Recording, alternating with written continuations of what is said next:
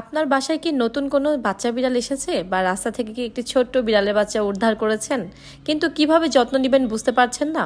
আসসালামু আলাইকুম, আমি অয়ন চলে এসেছি নতুন একটা ভিডিও নিয়ে। আমার আজকের ভিডিওতে আমি বলবো বেবি ক্যাটের যত্ন নেওয়ার সহজ এবং সবচেয়ে গুরুত্বপূর্ণ কিছু টিপস।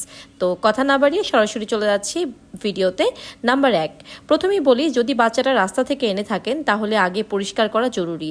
হালকা গরম পানি বা পরিষ্কার কাপড় দিয়ে সুন্দর করে আলতো হাতে তাকে মুছে দিন।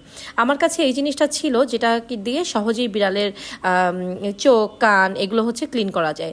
যদি খুব বেশি ময়লা হয় তাহলে কিটেনদের শ্যাম্পু যেগুলো থাকে সেগুলো দিয়ে কিন্তু ক্লিন করতে পারেন। তবে খুব ছোট বিড়াল হলে গোসল করাবেন না অবশ্যই। পরিষ্কার করার পর শুকিয়ে তারপর উষ্ণ জায়গায় রাখুন, কারণ বাচ্চা বিড়ালের কিন্তু অল্পতেই ঠান্ডা লেগে যায়। এবার চলে যাচ্ছি নাম্বার 2-এ। এরপর তাকে একটু উষ্ণ, আরামদায়ক এবং নরম বিছানা দিন। আমার লিও পিলোর এই ক্যাট হাউসটা ছিল, ও এটাই খুব পছন্দ করেছে। একবার যদি পছন্দ হয়ে যায় কোনো জায়গা, দেখবেন যখনই রেস্ট নিবে বা হচ্ছে ও একটু শুয়ে থাকবে, তখনই ওই জায়গাটাতে গিয়েই কিন্তু ও আরাম করতে চাইবে। এবার চলে যাচ্ছি নাম্বার 3-এ। খাবারের ব্যাপারে সতর্ক থাকা সবচেয়ে বেশি জরুরি। যদি বাচ্চার বয়স 1 মাসের কম হয় তাহলে মায়ের দুধই সবচেয়ে বেশি ভালো। যদি মা না থাকে তাহলে ভেটের পরামর্শে কিটেন মিল্ক ব্যবহার করুন। কখনোই গরুর দুধ দিতে যাবেন না। অনলাইন বা অফলাইনে বিড়ালের প্রোডাক্ট পাওয়া যায়, এমন সবগুলোতে সহজেই কিন্তু আপনারা এই কিটেন মিল্কগুলো পেয়ে যাবেন। যদি 1 মাসের বেশি হয় তাহলে চিকেন, ফিশ, একটু ভাত, একটু আলু বা একটু গাজর এগুলো দিয়ে সিদ্ধ করে খুব নরম করে মেখে দিলেই কিন্তু ওরা খাবে। চাইলে শুধু চিকেন বা ফিশও নরম করে সিদ্ধ করে দিতে পারেন।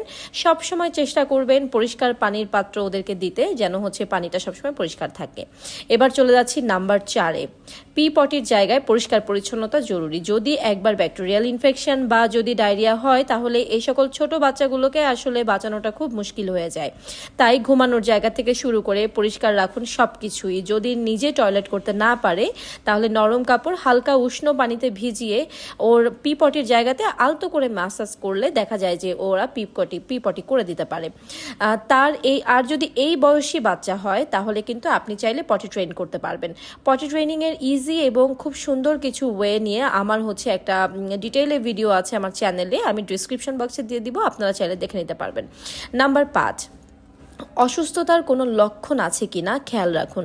যদি খাওয়া কম করে, চোখ দিয়ে পানি পড়ে বা হচ্ছে আপনার নাক দিয়ে যদি পানি পড়ে, দুর্বল হয়ে যায়, গায়ে যদি কোনো ধরনের কোনো ক্ষত থাকে, সেই সাথে ফ্লি থাকে, সব সময় যদি চুপচাপ থাকে, তাহলে কিন্তু অবশ্যই ওকে পশু চিকিৎসকের কাছে নিয়ে গিয়ে ট্রিটমেন্ট করাতে হবে। এবার চলে আসি নাম্বার 6-এ। কিটেন টয় কিনুন কিছু। খেলাধুলা ও ভালোবাসা দিন ওকে। বাচ্চা বিড়াল আদর পছন্দ করে, সময় দিন, খেলুন। এতে বাচ্চা দ্রুত আপনাকে চিনবে এবং মানসিকভাবে সে অনেক ভালো থাকবে আপনার কাছে। আশা করি আপনারা বুঝতে পেরেছেন। যদি কোনো ধরনের কোনো প্রশ্ন থাকে আমাকে অবশ্যই কমেন্ট সেকশনে জানাবেন। যদি ভিডিওটা ভালো লাগে আমার চ্যানেলটা অবশ্যই সাবস্ক্রাইব করবেন। সবাই অনেক অনেক ভালো থাকবেন, সুস্থ থাকবেন। আল্লাহ হাফিজ, আসসালামু আলাইকুম।